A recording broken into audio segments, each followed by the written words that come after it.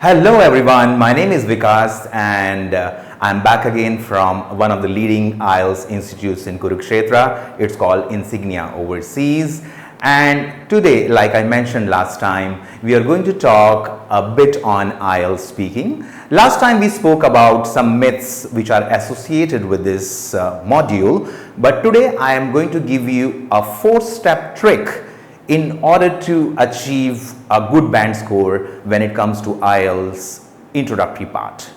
Well, we interviewed thousands and thousands of IELTS students, and usually we observe that they're taught in a way that length of the IELTS introductory round answer or response is usually a problem. Sometimes they are extremely doubtful with regards to how long should they speak. Should it be 16 seconds? Should it be 20 seconds? There are different informations on different websites. So what I'm going to talk about today is going to solve all your problems with regards to IELTS introductory round questions. Another problem which we face, which our students face, is basically that what to speak, what to say, how to extend the question. When we interviewed a lot of people and a lot of candidates, we realized that some of them speak too short, some of them extend it unnecessarily.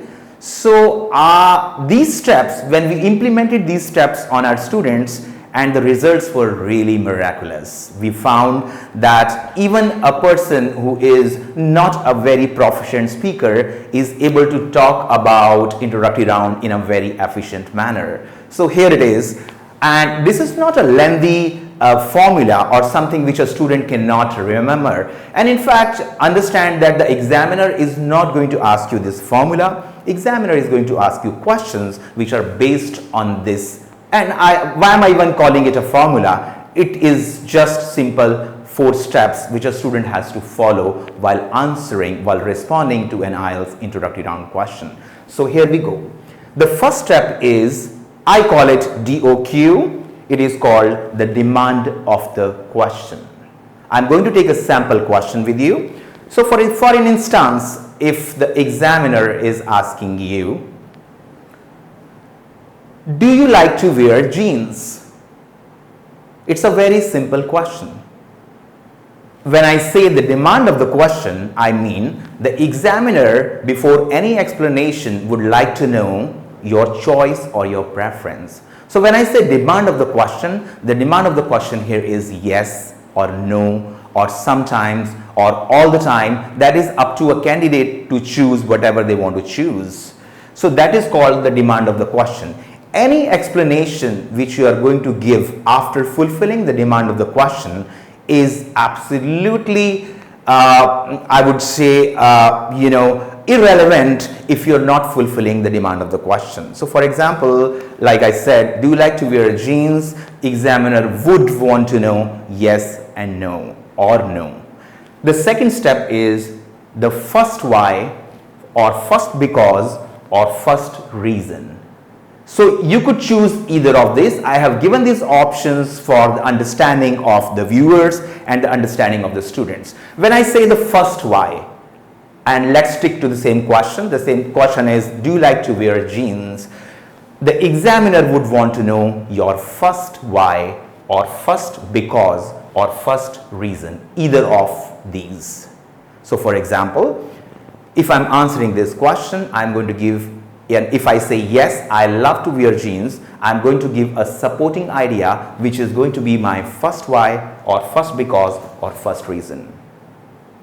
For an instance, the examiner can say it's a versatile piece of clothing and it can be clubbed with both ethnic and Western wear. That is your first supporting point, and that is first why, first because or first reason.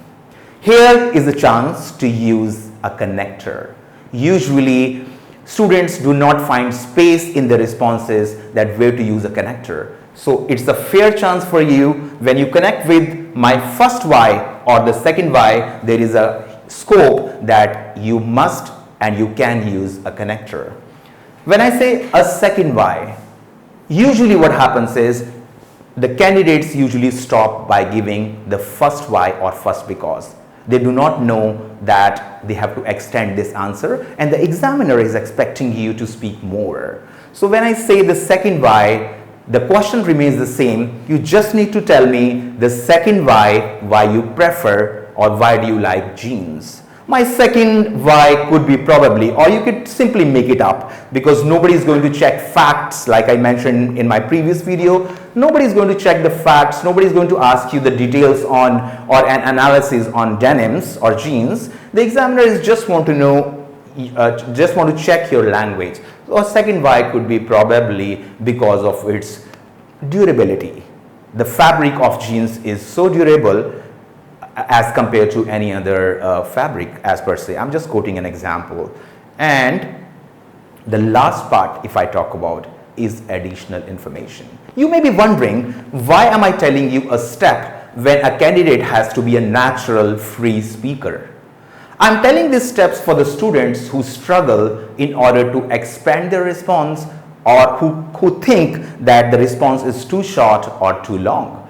So when I say additional information is nothing. For me, I'm saying that it's a trick in order to make this scripted sort of question into a natural response. Let's take an example. If you say yes, your first step is demand of the question, and if you say yes, I love denims, your second step is the reason why do you like denim, or the because or the reason why you like denim. You are going to use a connector, and after that you're not going to stop at this point. You're going to tell the second reason why you like denim, and there are no band scores for reasons. They're not checking your knowledge, they're just checking your purely on the basis of 4 band descriptors. When I say additional information, I can say, let's take a real example. Well, I have around 11 pairs of denims in my wardrobe. This is additional information. This sort of completes the response in a manner that it sounds natural, although it may not be. Although this is a 4-step trick which has been taught to you, which has been inculcated in you. However, when you use additional information, it is sort of going to make it more natural. So we could choose another example. Say for example, well, do you like wild animals? It's a very common question. Do you like wild animals?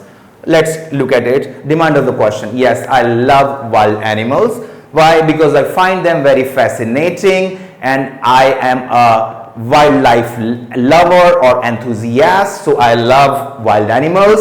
Use a connector. You could use any of the connector. A lot of people do not understand that and is also a connector. And then I'm going to give my second reason of liking wild animals, which could probably be because I find them fascinating, or maybe they are an integral part of the ecosystem, or they are a significant part of the food chain. You could make it up all of it. And additional information could be probably, last year I went to a zoo and I had a wonderful experience.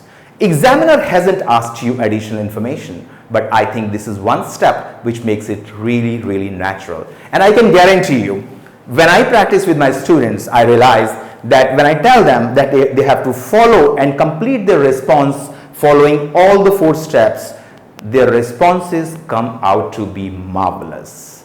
And they are never under length or over length. So this is something which is apt and which has been adopted on a lot of students.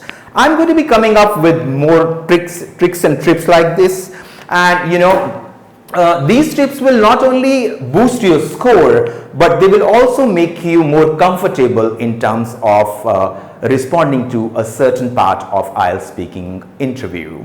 I hope this is going to help you, and my students are going to implement this in their daily speakings, or when they try and when they practice speaking. Thank you so much for joining. Have a beautiful day, and I'll see you again. Thank you.